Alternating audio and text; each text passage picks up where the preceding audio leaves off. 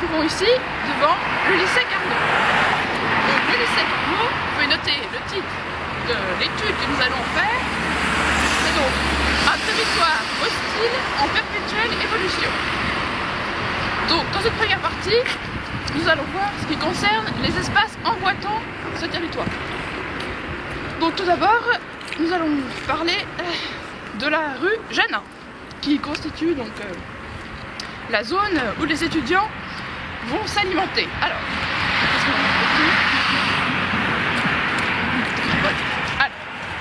donc la rue Janin se situe à l'ouest du lycée.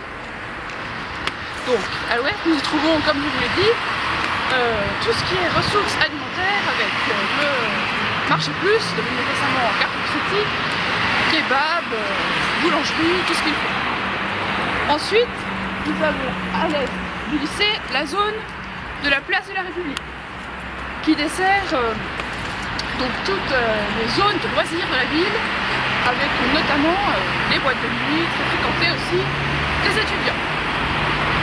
Enfin, nous avons comme axe de communication le boulevard Pierre, qui donc relie cet espace au territoire emboîtant. Et nous allons maintenant, si vous le voulez bien, pénétrer dans le lycée et nous intéresser aux activités qu'on y trouve. Nous trouvons maintenant ici, dans l'intérieur du lycée, et nous pouvons remarquer que le relief y est très escarpé, avec notamment de raies cuesta, comme vous voyez ici, qui sont assez disséquées et donc séparées en plusieurs petits plateaux. Nous allons donc gravir cette cuesta pour nous retrouver sur le premier plateau.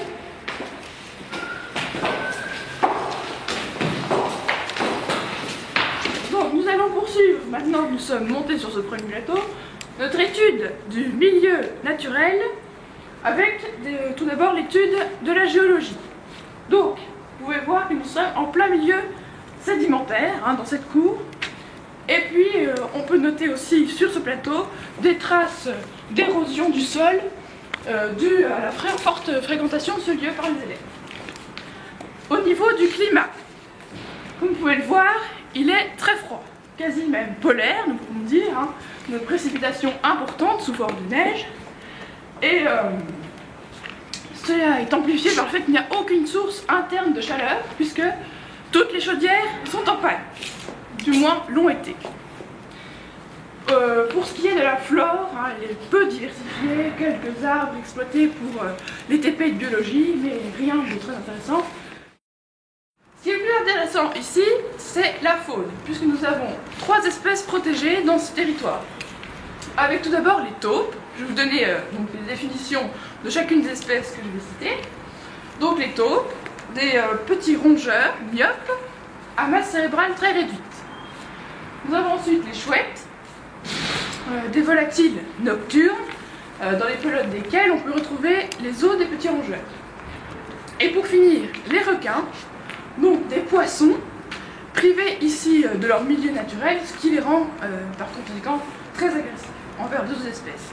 Et enfin, nous avons une 4e espèce qui n'est pas encore protégée, mais qui devrait sûrement l'être, qui est donc les vaches, qui sont placides, sympathiques, et qui passent leur journée à ingurgiter une quantité phénoménale de connaissances issues de l'agriculture biologique, bien sûr. On pourrait noter qu'un parc naturel pourra être bientôt créé dans la région, c'est à l'étude avec le conseil régional. Voilà. Donc, nous allons voir maintenant, dans une 3e partie, quelles sont les activités pratiquées donc, au sein de Carnot. Monsieur Ducrot, vous ne prenez pas de notes? Bon, pas très sérieux. Alors, les activités. Nous avons un élevage de xénopes au laboratoire de biologie. Ensuite, on peut noter une culture, on peut la caractériser de type bocage. Donc un bocage qui est assez diversifié, avec des algues, des phyllocophytes, des pinophytes, reconnaître que les pinophytes ne sont pas très développés ici non plus, hein, on a plutôt des feuillus. Ensuite, on a la présence d'un service de restauration, le restaurant Le Sied, hein, très ancien, et puis une blanchisserie, un service d'intendance aux horaires très diversifiés, entre 16h et 16h30 c'est ouvert, vous pouvez y aller. Voilà. Et enfin, au niveau de la communication, on a bien sûr ici Internet, le téléphone, qui ont succédé le fax, hein, contrairement aux zones du rural profond.